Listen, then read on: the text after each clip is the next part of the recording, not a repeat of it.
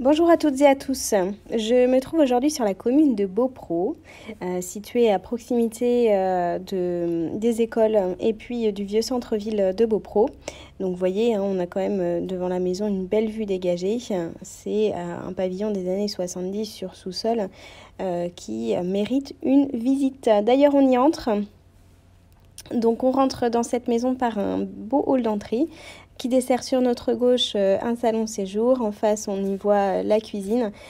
Sur notre droite, les WC et puis le couloir qui va desservir les pièces de nuit.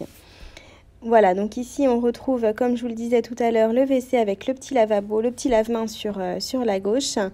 On retrouve le lambris classique des années 70 que l'on peut repeindre éventuellement pour redonner un petit peu de gaieté à ces WC. Voilà, donc ici sur la gauche, on va rentrer dans le salon. Le salon qui fait environ 30 mètres carrés.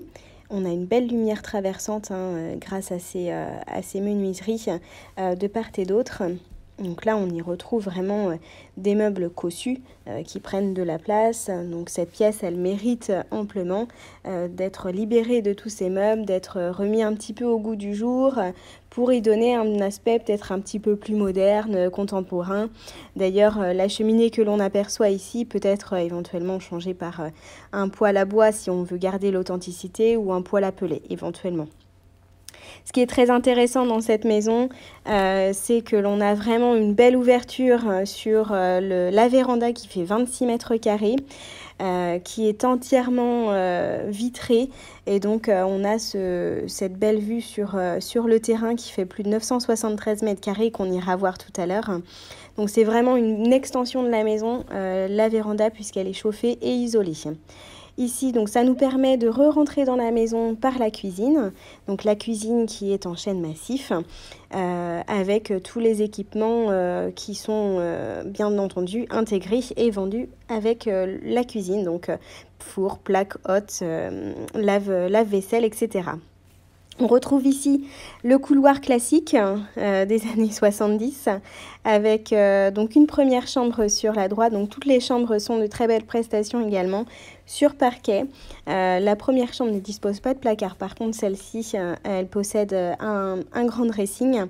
Donc là, vraiment, il n'y a rien à prévoir dans les chambres. Et puis ici, ils se sont fait un petit bureau avec la salle de bain. Donc qui est ici, la baignoire et puis deux vasques sur la gauche. Donc toutes les chambres, elles font entre 9 et 11 mètres carrés. Et on va retrouver également au sous-sol, d'ailleurs on y va, je vous y emmène. Par les extérieurs, on retrouvera au sous-sol tout à l'heure une quatrième chambre. Voilà. Donc on accède au sous-sol par l'extérieur de plein pied. Voilà, donc ça c'est plutôt très intéressant. On a ici un petit atelier qui a été organisé par les propriétaires. Voilà, la possibilité ici de stationner une voiture. Deux voitures, c'est compliqué, ça passe, mais c'est compliqué. On a un portail électrique donc, qui renferme ce sous-sol. Ici, vous avez visualisé la cave.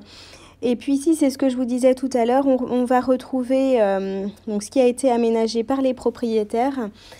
Une chambre avec une salle d'eau attenante, donc ici la douche, un WC et puis un vasque, ce qui permet d'avoir un enfant entièrement indépendant dans cette partie-là. Un ado par exemple, on pourrait y penser. Voilà, et donc ici on va retrouver les choses classiques, donc la lingerie, la buanderie et la chaufferie, avec une chaudière qui date d'il y a 10 ans. Voilà, et puis une cuve à fioul enterrée, comme ça au moins ça ne prend pas de place. Retrouvons les extérieurs, donc on y accède par des petits escaliers.